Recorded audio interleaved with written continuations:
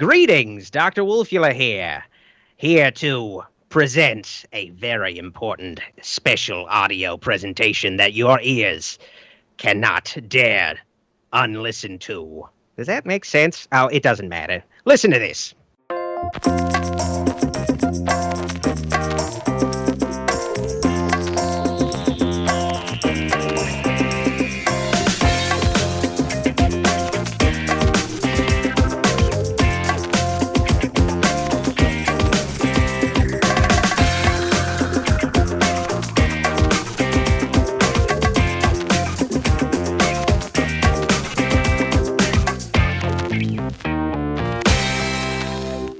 Welcome to someone's favorite movie. We're coming to you from the Pod Shack outside beautiful Bay City, Michigan. My name is Randy, and with me is the man who is, well, you're kind of freaking me out because you're on a telephone right now. I feel like you're about to murder me or something. I feel like you're about to ask me, what's your favorite scary movie? Well, actually, I was going to ask you what your favorite cult classic movie was, but pretty close. Well, Tammy and the T-Rex, obviously. Oh, yeah. Duh. Yes, that man is Tomko. And he's phoning it in today, folks. He's phoning it right in. Yep. Life just keeps continuing to kick me in the nuts. First my computer breaks, then my car dies. Yay. Right? But I can't think of a more fitting episode for you to phone it in than a movie that relies heavily on the use of the phone. We're covering the entire franchise of Scream. Can you even believe it? Now, my thing is, I wonder if this was it intended to be a franchise when they first started out? From what I read, Kevin Williamson, who wrote the movie, he had the idea, the idea for the first scene of the movie in college, and it was just kind of a one-act play that he wrote, and that would be the entire scene with the cell phone, or the phone call and Drew Barrymore and everything. And it was only later that he developed fleshed it out into a full-fledged movie. And at the time when he sold it, he did kind of pitch them for at least the second Scream and possibly the third. Well, actually, I know he pitched the third as well because we'll get to that. But yes, there was a loose plan to maybe turn it into a franchise, but I mean, let's face it, in the mid-90s, slashers were not all the rage. So who knew if it was even going to take off? Well, I mean, it certainly did. People kind of forget now just what a massive hit this movie was, to where not only did it make a shitload of money for the studio that put it out, but it completely reinvigorated an entire genre of film. Yeah, the mid to late 90s slasher movies with all the pretty teenage heartthrobs, and I mean they all had a basic formula that they stole directly from Scream. Even I Know What You Did Last Summer, which Kevin Williamson himself wrote. He kind of plagiarized himself on that one, and it doesn't hold up. And a lot of those, like Urban Legend, Valentine, a lot of them from that era do not hold up. No. And if we're being honest, a lot of them, even at the time of release, were mediocre. Yes. And so they didn't really stand a chance to stand the test of time. I watched I Know What You Did Last Summer. That's what I did last summer. Now you know. And it was not what I remembered. It did not hold up in my eyes. Scream, however, I think does. The first one is, I would say, a classic. I really love the fact that somebody finally took the time to completely deconstruct a genre that was dead, RIP, no signs of life in it whatsoever, and it was ripe for parody. But it wasn't the stupid kind of parody that you typically think of, where people are ripping off the idea, if not the brains, behind Airplane. Mm-hmm. This is done in a very loving way, and you can't help but, at least if you're a fan of horror, you can't help but love this movie. Oh, for sure. You can see the love letter. This is like a love letter to Halloween, if nothing else. You can see. I mean, I watched this with Pookie, my girlfriend, or my wife, I should say. Pookie, my wife, I was whom going I to say. adore. Wow, how quickly you slip back into old habits. And she remarked about the scene where Ghostface is in the grocery store in full costume, and he's kind of slinking around, and she's like, wouldn't somebody notice this man in full? I'm like, well, it's kind of an homage to Halloween because Michael Myers was walking around in his fright mask and nobody seemed to pay attention. So why not? Yeah, but the thing with Michael Myers that, I mean, allowed him to get away with that was the fact that it was on Halloween. I don't think that was the case in Scream, was it? No, it wasn't. I just think it was like, there's another scene too where it was obviously an homage. Yeah, from a logic standpoint, it kind of makes you scratch your head. Yeah, there's no logic to it. It's just kind of a fun, silly thing. Mm. But you're right. This movie deconstructed the slasher, and it's a smart sort of comedy. It doesn't completely make fun of it. It's a love letter to it. It takes itself seriously. It's a slasher and a comedy, and also quite a good murder mystery too. You're not sure who that murderer is. And even when you find out and you go back and watch again, it still holds up. The pieces fit. Yeah, the pieces fit. There's not any loose ends or big plot holes like you see in goddamn most of the slashers from the 80s whenever they tried to pull a half-ass murder mystery together. No, it was just a very, very well-constructed plot.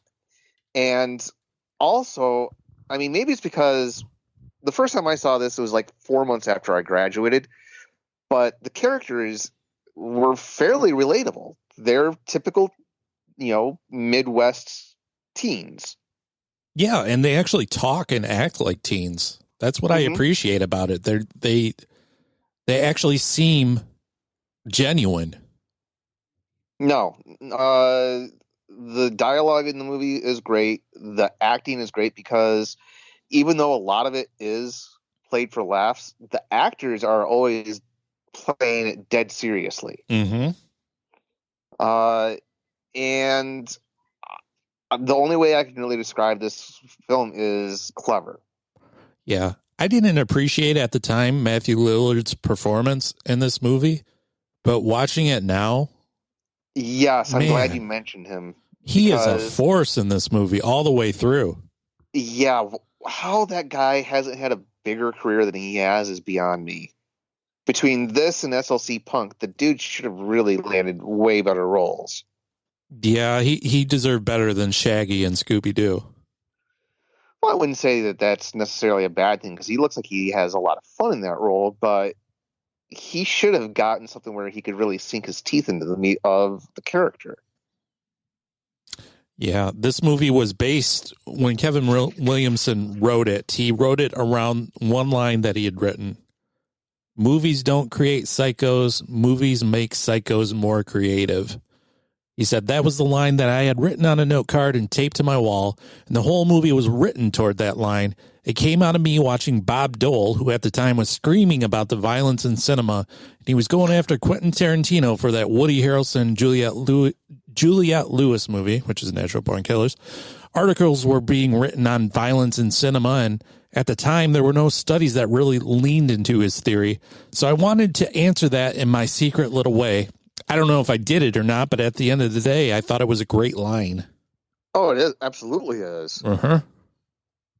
And I remember all the panic and the scare tactics and the invention of the explicit tag on CDs and albums and stuff.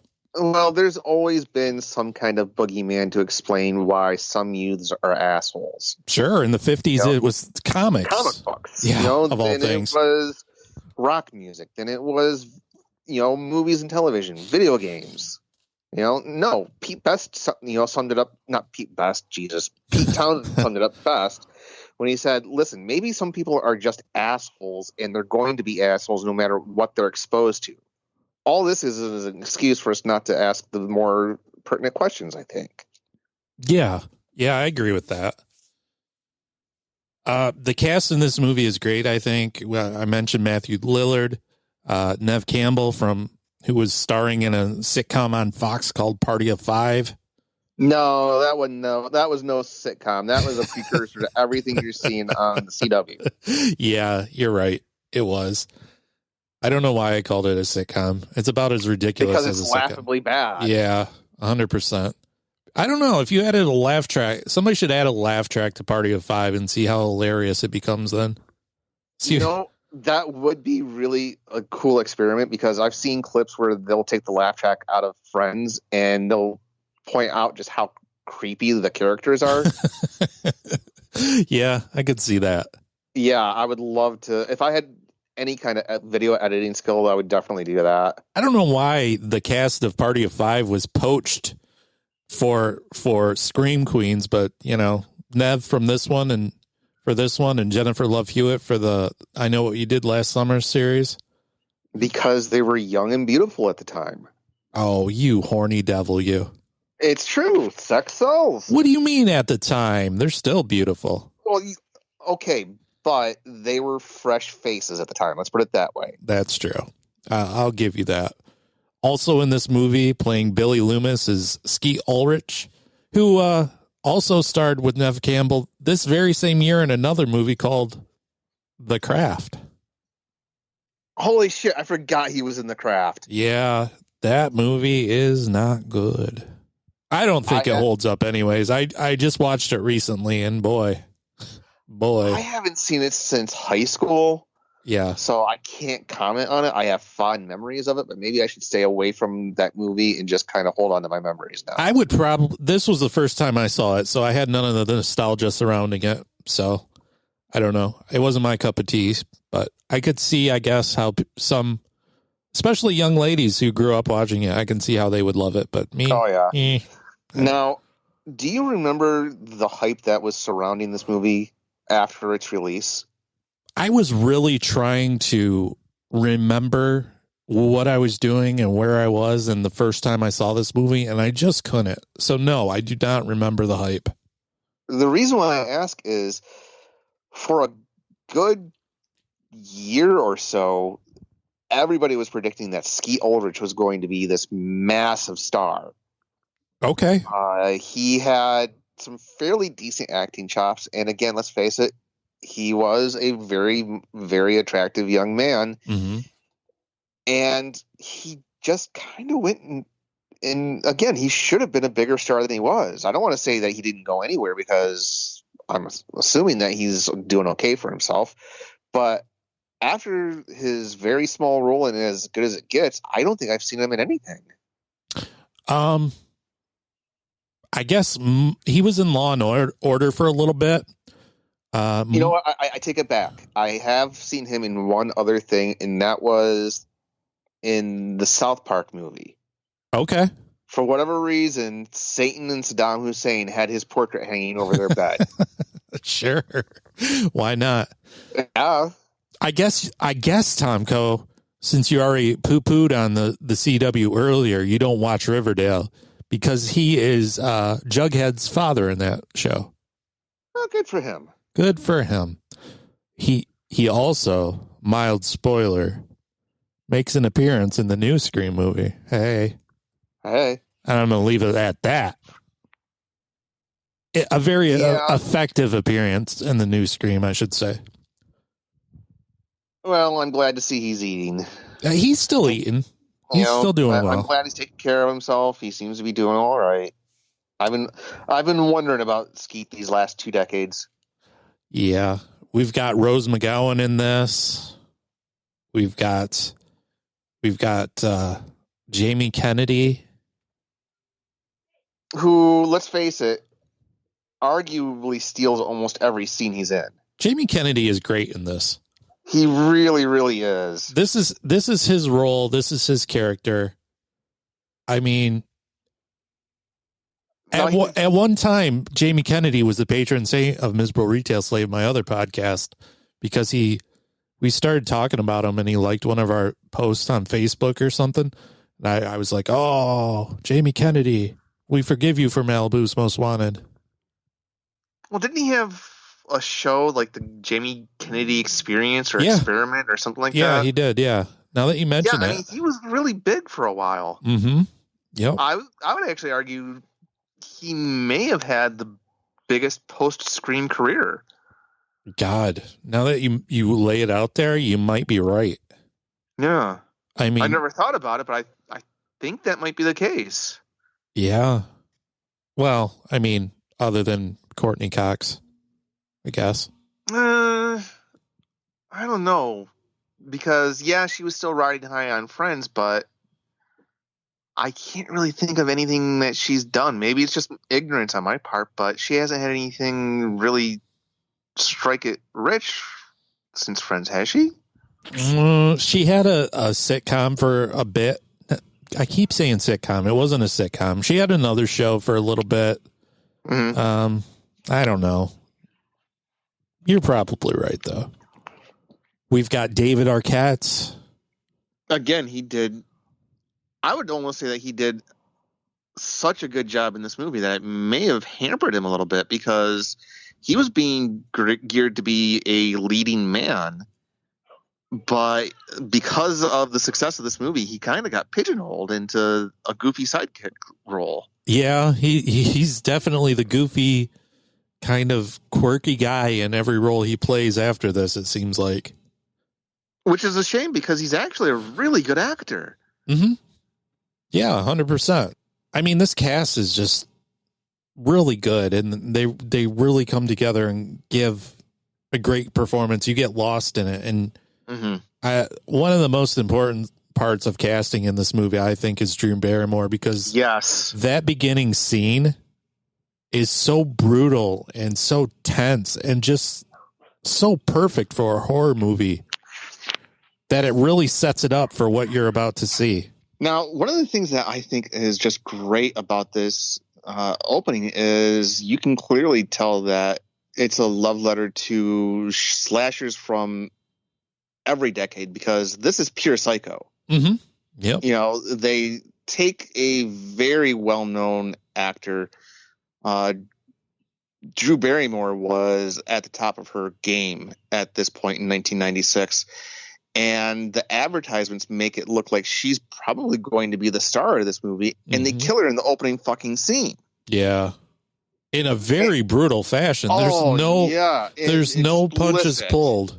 It's watching this years later, I think I responded more to the parents' horror at seeing their kid all strung up and slashed than anything else. I'm like, this is intense. Yeah, and I don't know why, but for whatever reason, the water vapor, like the steam coming off of the innards that are outside in the cold air, I don't know why, but that still just creeps the fuck out of me. Yeah.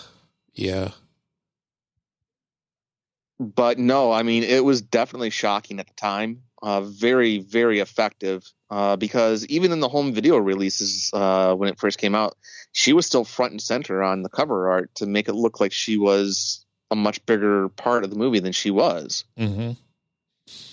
And I really think this movie owes a lot to the indie boom of the 90s too, because it's pretty dialogue driven, and and it also references other movies, which was, I mean, it wasn't really done before, Tarantino and Kevin Smith, and it became a cool thing to do, to actually acknowledge that people watch movies in these fictional worlds, and they have these observations. And for a movie that deconstructs all the rules that have been known to horror fans all along about these slasher movies, don't have sex, don't do drugs, yada, yada, yada. I mean, it was really important that they be able to reference those movies from the past, and it does it in a very smart way right off the bat. Well, I mean, speaking of referencing movies from past slashers, I don't think that they could have possibly gotten a better director than Wes Craven. No, you're right.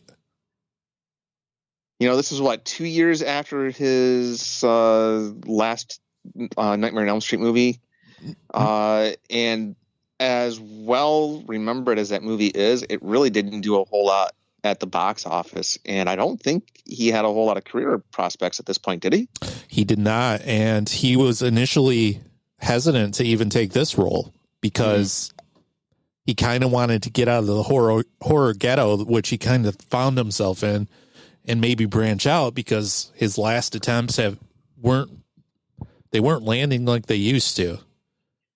So he was hesitant to even take on the idea. And it was actually Drew Barrymore, when she signed on, that kind of convinced him to give it a shot. He didn't have an easy time of it either, because this movie was front and center of a new project called Dimension Films, which was a division of Miramax, which is was run by the Weinsteins, who, if you know anything about movie history, cue the Darth Vader music. Exactly. They, as genius and maybe prescient as they were also huge assholes. The thing with the Weinsteins at the time was they were known for just being ruthless and cutthroat, not only with their competition, but with the people that they had working for them. Yeah. So if they're launching a whole new division of their media empire, yeah, they're going to micromanage the hell out of this movie, which they did. They did. Now, this is going to lead to something which I'm curious as to your opinion. What do you think of the Ghostface look, the mask? He's called Ghostface thanks to one throwaway line that Rose McGowan gives to him in the garage, calling him Mr. Ghostface, and that's the name that stuck. What do you think of his look? Intentionally generic. Yes. Yeah. You know, it's supposed to look like some cheap, Halloween costume that you're still seeing on the shelves at Thanksgiving. And that's because it was. It was a mask that was one of the producers that was scouting locations for the movie. The lady went to this old house, which was owned by this older woman, and laying on a chair in that house was the mask that they would eventually use. Why that mask was there, who knows? But there it was. It was actually created by a novelty company called Fun World in 1991. It was mass produced in a package called Fantastic Faces. And the designer of this mask, she loved animation. She loved the Max Fleischer cartoons. She loved Betty Boop. So the faces she designed for this upcoming line were inspired by ghosts that she saw in some of those old cartoons. So that's where Ghostface came from. Huh. No, that's weird. I don't know why, but to me it almost looks like something... It always looked like something that Salvador Dali would have thought of on an off day. Nice. And it was an actual mask and costume that the Weinsteins bought the rights to. And initially, they didn't get the mask. They didn't get the look of it at all. And Bob Weinstein wanted Wes Craven to film each scene with 4 different masks until he was able to decide which one he really wanted in the movie. And let me guess, they were also bitching about the schedule and the timing and the budget. Well, of course. Bob Weinstein says, I thought the mask was goofy. I thought people would laugh at it. I thought Wes was crazy. They told me they bought it in a store. I said, you bought it out of the store somewhere? You didn't design a special mask? Because I forgot the Mike Myers Halloween mask was actually a William Shatner mask that John Carpenter had bought out of his store. Had I been a smarter guy, I would have just said, Jesus, history is repeating itself. It's kind of easy to look back fondly on your own mistakes when you make a shitload of money off of them. Isn't it, though? The other thing in my mind that really sells Ghostface is the use of Roger Jackson, who's the voice of Ghostface. Yes.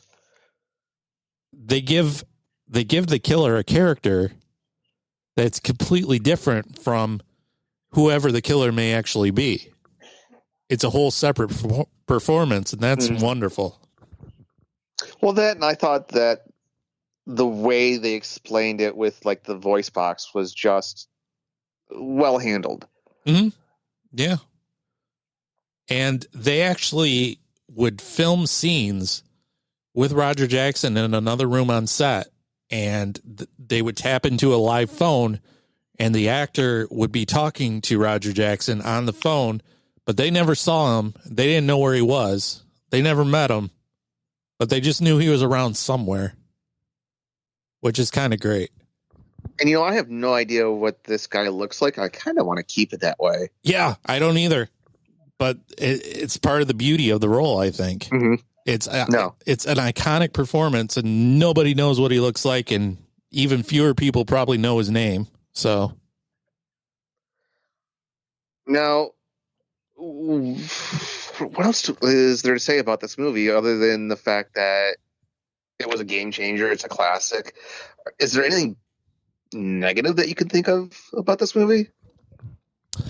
I don't really have much negative things to say about it. I could see where the ending would get a little goofy for some people, I guess, a little over the top, because spoilers, there's not one killer, there's two. It's Skeet Ulrich and Matthew Lillard, and they are chewing the fuck out of the scenery at the end there. Oh, yeah. Yeah, but again, they do it in a way where it's like, it's not distracting. Their behaviors make sense in a Gen X kind of way. Yeah. So, no, I dig it. And the motivation of the killers is basically mommy issues. Skeet Ulrich has mommy issues. Maureen Prescott, who's Sidney Prescott, Nev Campbell's mom in the movie, and this character gets dragged through the mud throughout the franchise. Poor Maureen Prescott. Wow. But she had an affair with Skeet Ulrich's dad that broke up that family completely. He's devastated by it, so he wants revenge, basically. And Matthew Lillard's kind of along for the ride because he's a little bit psycho. Just a bit, yeah. And my favorite part of this movie is when he breaks down in tears and he's like, don't tell my mom. She's going to be so mad at me. So good. I thought his best delivery was when Sidney wasn't sure who the killer was, Matthew Lillard or Jamie Kennedy. Uh-huh. And the way he's pleading toward her when he's talking about how Rose McGowan was found dead, I thought that was really effective. It's over the top, yeah, but it makes sense in the context of the scene. For the record, you can actually tell which killer is which because, according to Skeet Ulrich, Wes watched Matthew Lillard walk around and, quote, Skeet says, Wes would watch Matt walk and he'd typically bump into shit and fall down randomly.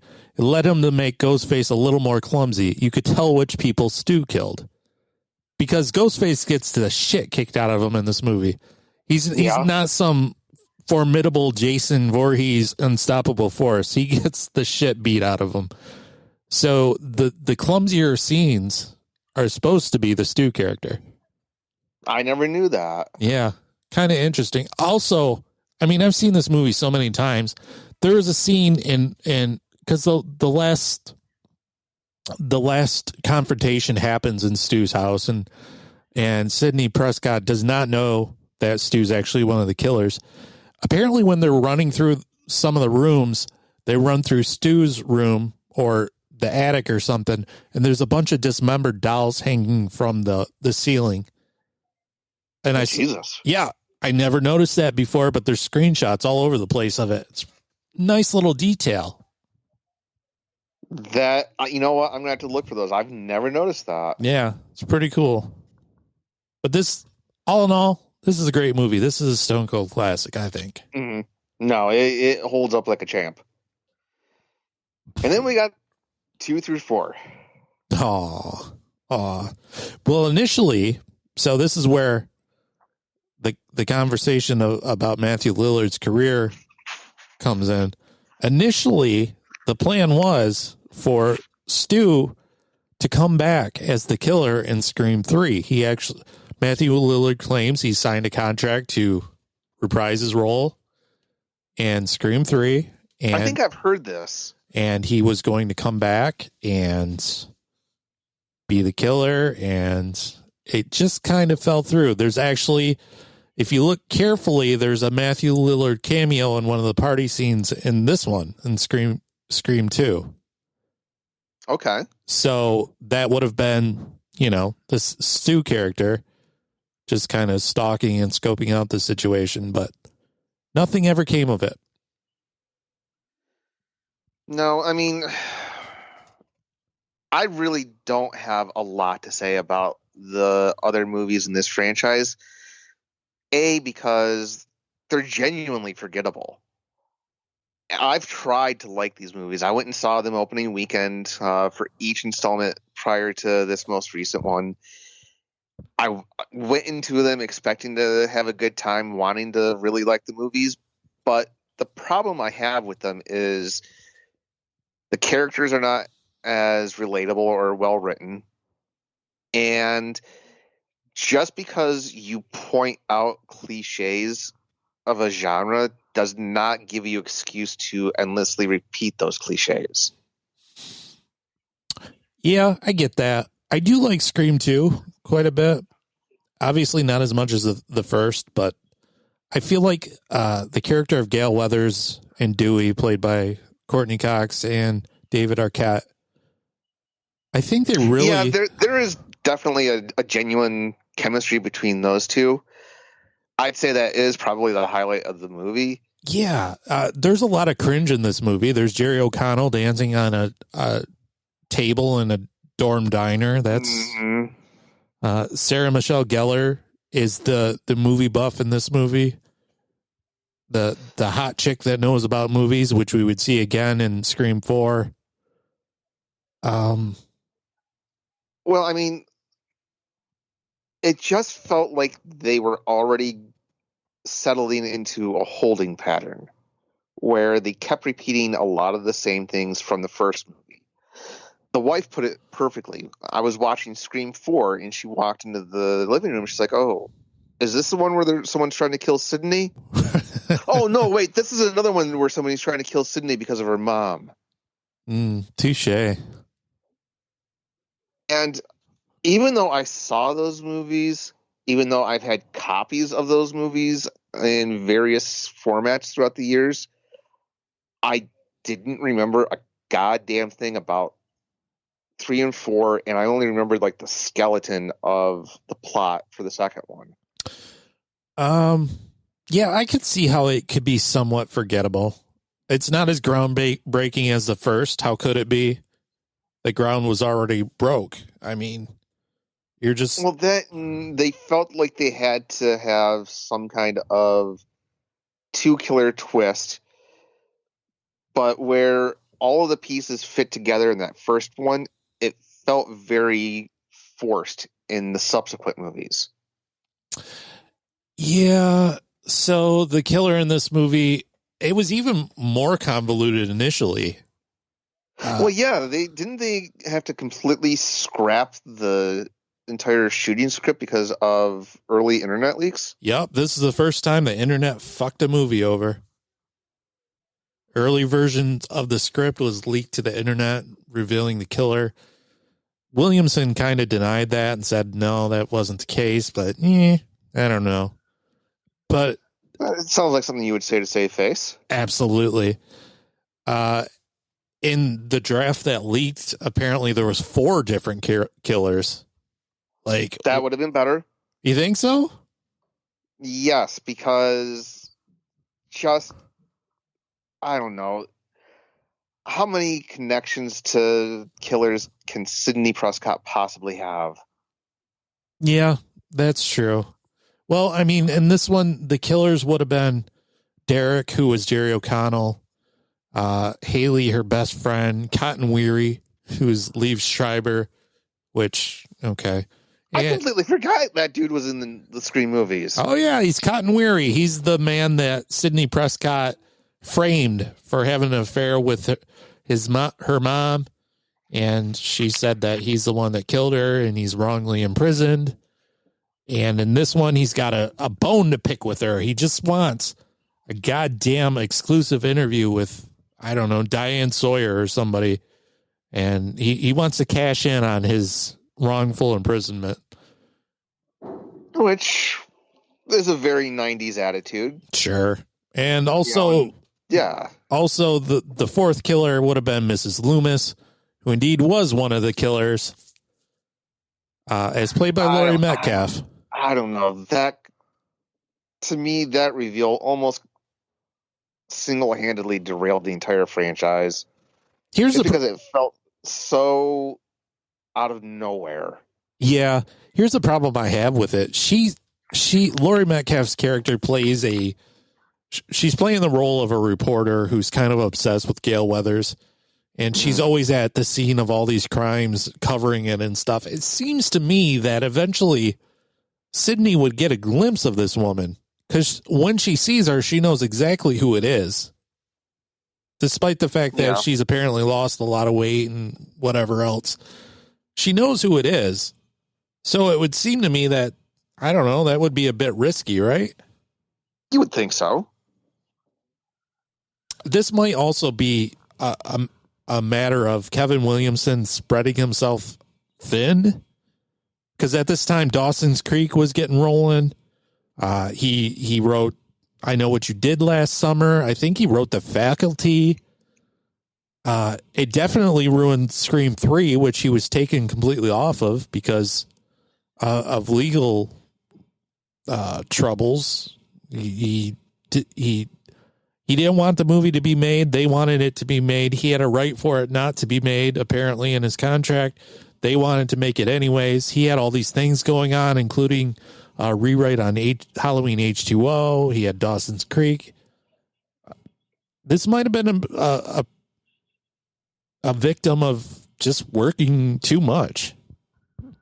Honestly, I think it's that and greed on behalf of the studio, where they were intent to milk every drop out of it that they can, and they just killed that fucking cow quickly.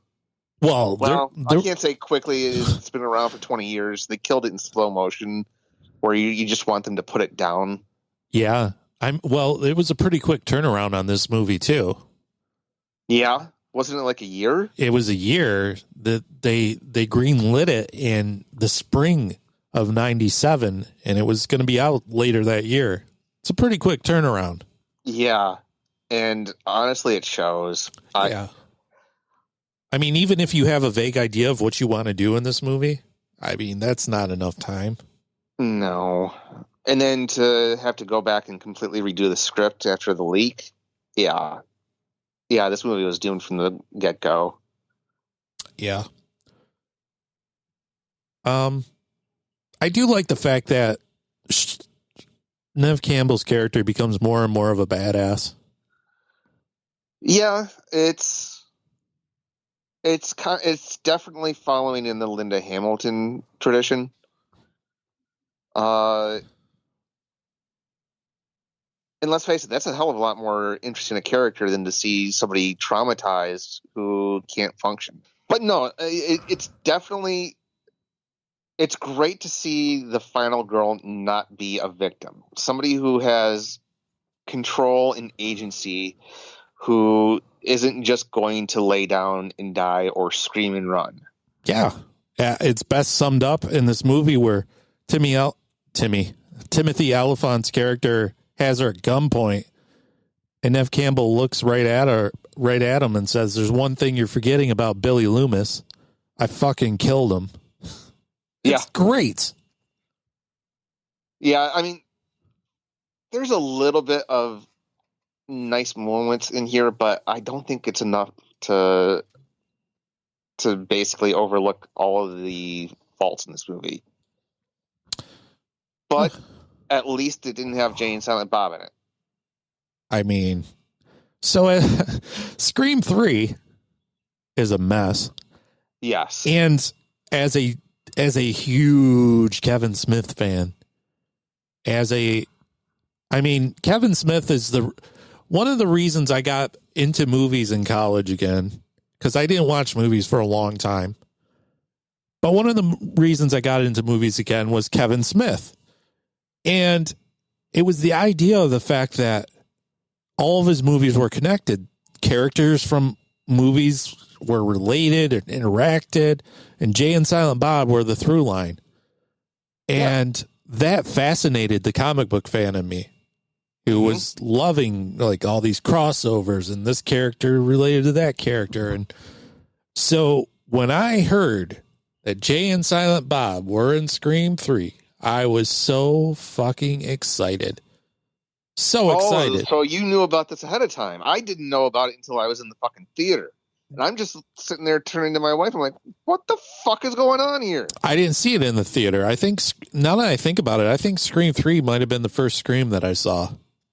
Quite honestly, because I was obsessed with Kevin Smith and Jay and Silent Bob. Okay.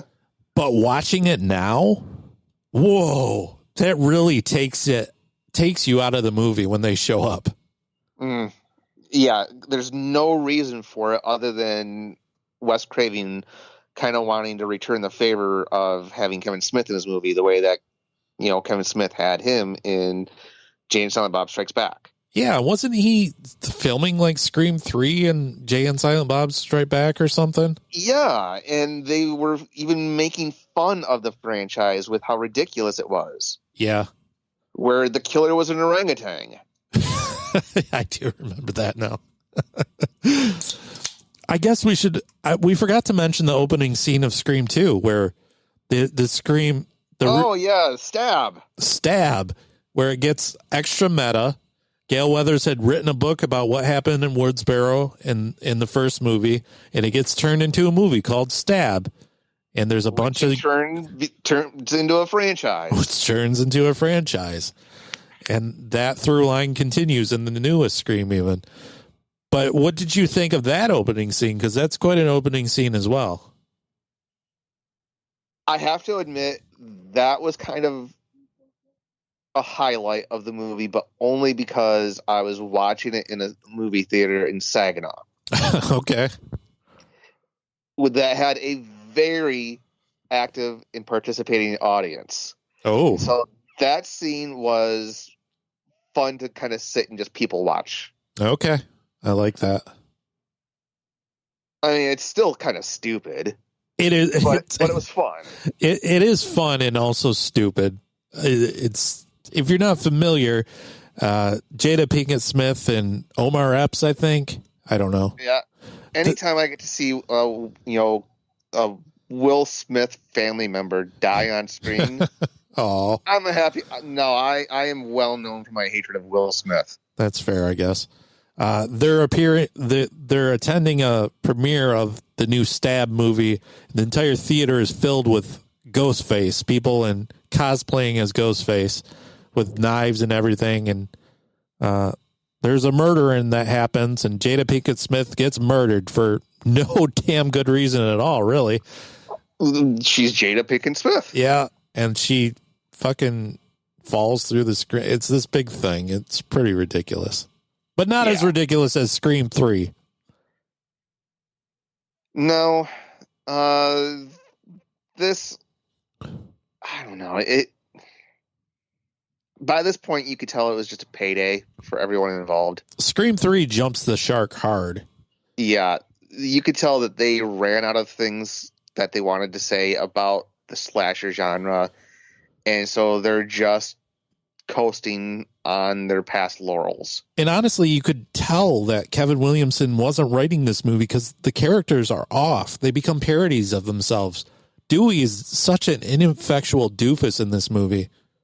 Like, he's just a parody of the Dewey character. It's really bad. He's a parody of the Dewey character from the first movie after he was kind of this hard-boiled, grizzled veteran cop who's seen the shit in the second movie, and then he reverts to dumbass again. Yeah, for as much as he's been through, as many times as he's survived a stabbing, My God, you would think that he'd be a little bit more hardcore.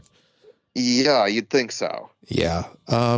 Sydney in this movie is living off in the mountains of California. She's the phone operator on a crisis helpline, which is a good character touch. Nice touch. Yeah, Yep. definitely. It makes a lot of sense for that character all the way around. Gale Weathers is still Gale Weathers, and Dewey decides he's going to be a consult on the newest Stab movie. And we've got a fresh new cast of people that we're going to murder. We got Jenny McCarthy. Good. Yeah.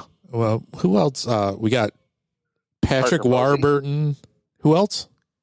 Parker Posey. Oh, how could I forget Parker Posey? Yeah. Parker Posey was a delight in this movie. She was the best part of Scream 3. I'm going to tell you a secret, sir. Parker Posey's a delight in most things she's in. So she is. Yeah, she's great. Boy, this is just a convoluted plot.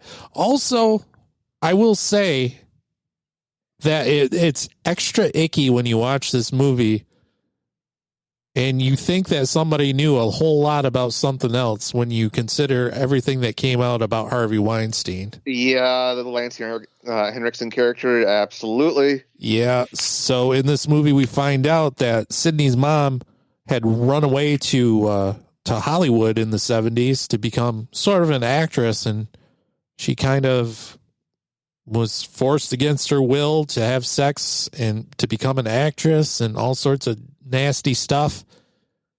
And boy, that doesn't sit well. Somebody knew something. That's all I'm going to say.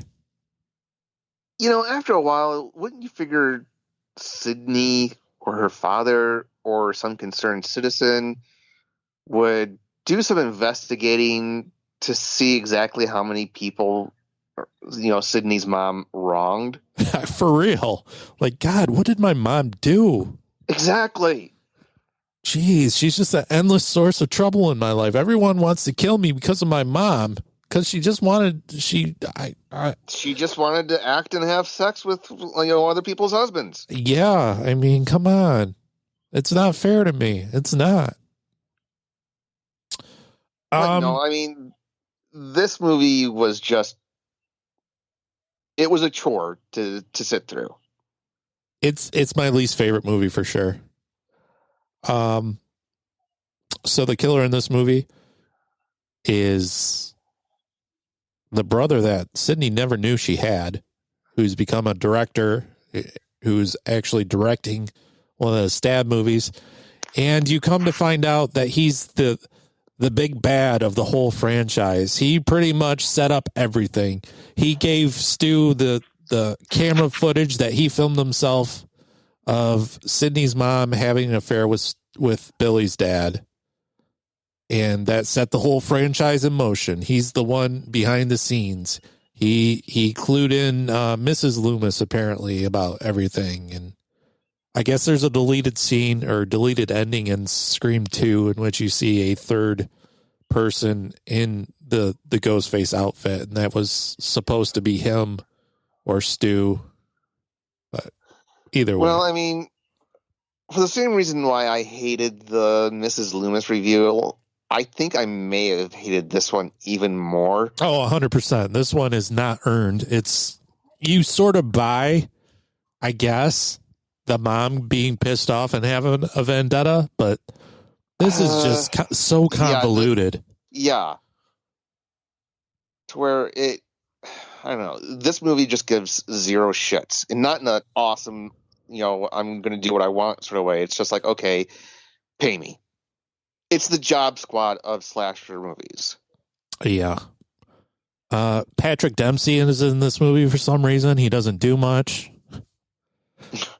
The one thing I like about this is they have their own set of rules. There's certain things you come to when you're binging these movies. There's kind of a fun familiarity with them. So like the whole thing with, you got to put a bullet in their head or they'll come back is really played up in this one where he gets shot a million times and he's got the bulletproof vest in. Nope, in the head. Yeah, but again, pointing out cliches doesn't forgive you for committing them. Man, you can tell you've had a rough few weeks because you're just not having any of it.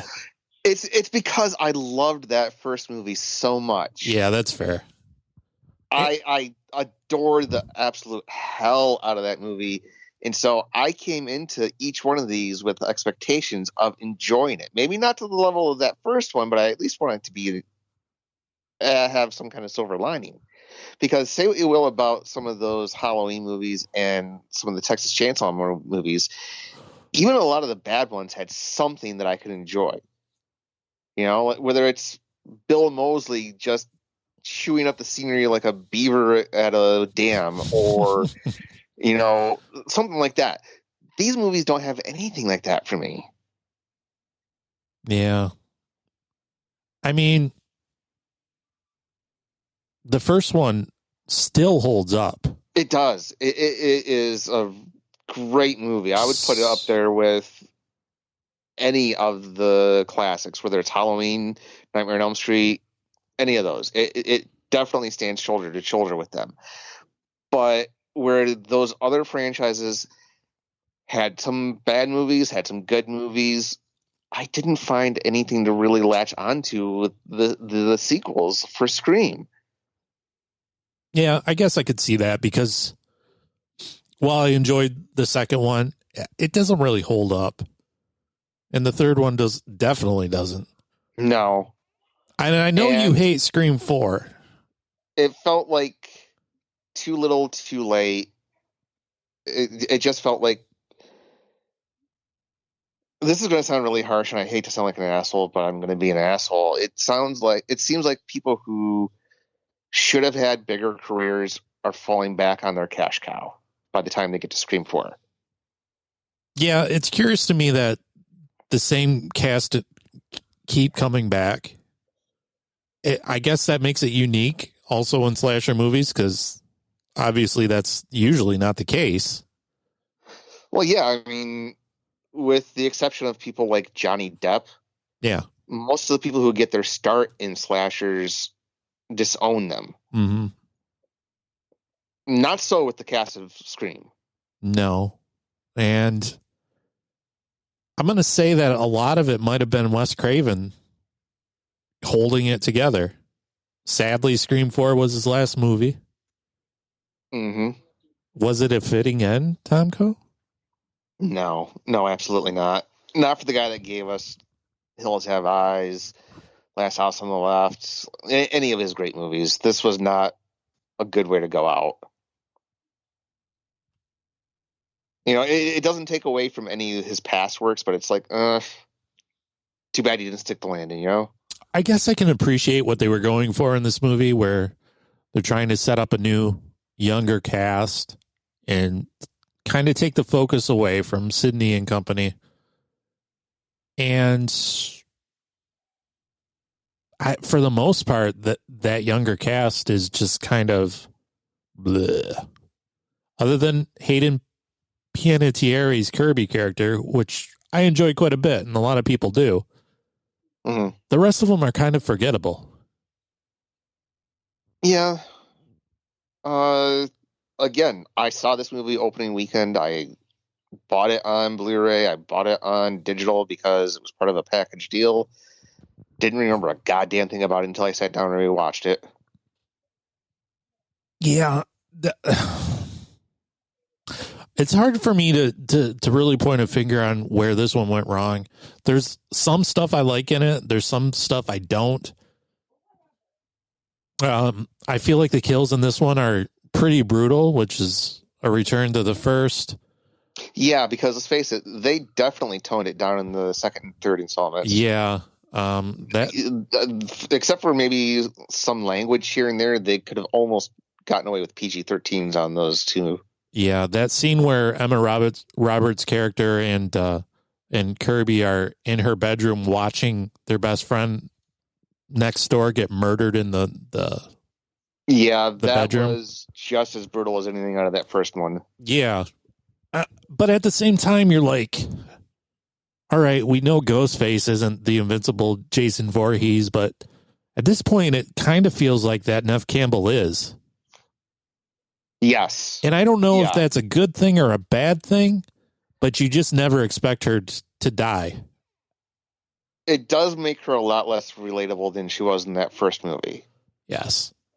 And to her credit, Neve Campbell has said that she doesn't want to play a movie where Sydney goes down, and because she feels like that character is a hero to victims and whatnot, which I get. But at the same time, it's kind of, I don't know. It's repeating itself, you know? At this point, that character needs to be retired gracefully. Yeah. But how do you do that without killing her while also maintaining her strength? Yes. Well, I mean, the newest movie, which we're not talking about, we will later this year, tries to do that. Tries to set the stage for a new lead, I think. Okay. But then the revelation that it was greenlit for Scream 6 and Neve Campbell's a go for it makes me think that, well, this will just never end. Yeah. So in Scream 4, Neve Campbell has a cousin in Woodsboro named Jill, played by Emma Roberts. And yada, yada, yada. Jill is the killer. Yeah. Which, let's face it, was fairly obvious by this point. Yeah, she's, I don't know. She just wants that instant fame that Sydney seems to have. She's going on a book tour and blah, blah, blah. And she's America's favorite celebrity victim. Well, by the point this movie came out, let's face it, YouTube had definitely taken root. Yeah. You know, you had the concept of internet celebrities. So, okay, it kind of makes sense why somebody would desperately want to be famous without having any talent. But I don't know. It makes sense now in hindsight, but it does. But even looking back in hindsight, the whole movie just feels lifeless, for want of a better word. Yeah. However, in 2014, the concept of an internet celebrity still kind of not the thing it is now. No. In that way, it was kind of ahead of its time, but I don't know. It just doesn't work for me. Apparently, when Kevin Williamson wrote this, he had an idea for a Scream 5 and 6, which would focus on the Jill character, and she would go to college and murders would start on the campus, and the person that was killing on the campus was a killer who knew she was the killer from Scream 4. So the killer would keep trying to expose her identity, and Jill would have to keep killing people to cover it up. So it would be kind of a battle of Ghostface killers, which would be a fun idea, I guess. I could see that having potential. Yeah. But it never happened. And that makes me sad. No. When we do this stuff and I research and I hear about this stuff, I'm like, that's such a better idea than anything else we got. What the hell? Well, by that point, they were moving on to that television show, weren't they? There was a Scream TV series. I was going to try to watch it, and I just didn't, because who cares? It ran for 3 seasons. They all take place in a different town than Woodsboro. The first 2 seasons feature a completely different mask, even. So it's Scream and name and basic concept. Only, yeah. The 3rd season did feature the Ghostface mask, and Roger Jackson voiced Ghostface. Still took place in a different town. Nobody was related to any of the big 3 in the Scream movies. So, which honestly, I think is the direction they need to go in at this point.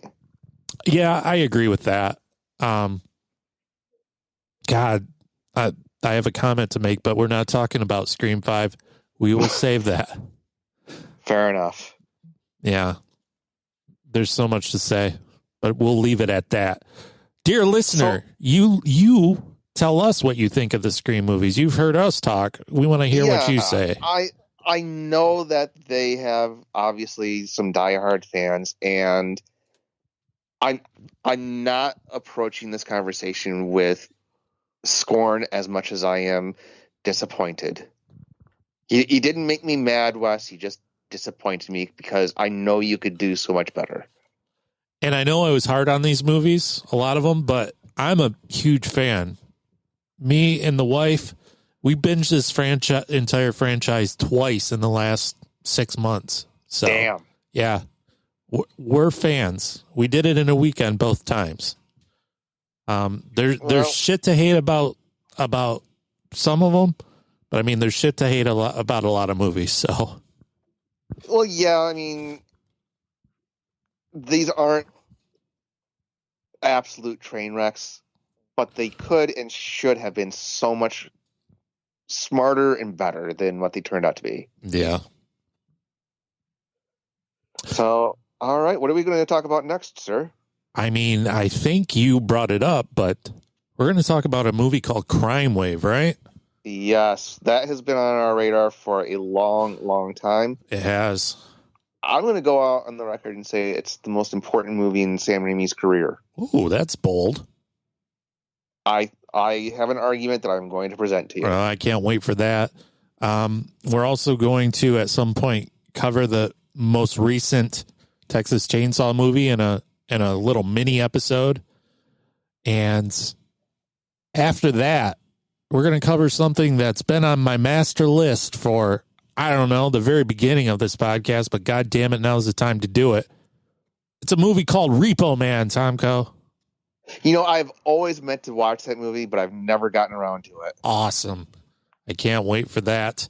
Also, it's my vow to you, dear listener, we're going to be a lot more freaking consistent with this podcast. I don't know how I'm going to name the place. I'll be there, sir. We're going to be a lot more regular. We're going to take our fiber, be so regular, you won't even believe it. Excellent. I am looking forward to it. Cool. Well, thank you so much for listening. If you have a movie that you think we should cover, email me at someone'sfavoritemoviepodcast@gmail.com. Or where can they find you on this World Wide Web, Tomko? Well, you can find me on Twitter at The Drunken Dork. If you're on Facebook more than I am, you could probably still see my footprint at a little place called Jake and Tom Conquer the Group. And you've got over 200 episodes from the past of Jake and Tom Conquer the World to listen to. Hey, and there's some good stuff on there. You're a comic fan? There's some interviews. Yeah. There's some geek analysis. I mean, come on now. There's Jake and Tom drinking and just making it up as they go along. There's a lot of that. There's a whole lot of that. You can find me on Twitter at mretailslave or a little or big dumb comedy show called Miserable Retail Slave. Our friend Tommy Thompson is going to be opening up. He's a comedian, folks, if you don't know. He's going to be opening up for one Jay Moore. No shit. No shit. And I think in honor of that, the week that he opens up for Jay Moore, we need to cover a Jay Moore slasher movie called Cherry Falls. I'm in. I'm so excited for that, and the fact that our little buddy is opening up for Jay Moore, and the fact that I'm giving Tommy my copy of Cherry Falls for him to have Jay Moore autograph. You're not going to have him sign your copy of Jerry Maguire or anything? I mean, I like Jerry Maguire, but, I feel like he'd get a real kick out of Cherry Falls, so that's what I'm going with. Yeah. Looking forward to it, sir. Okay. Thank you so much for listening. Till then, we'll see you next time. Bye-bye. Bye.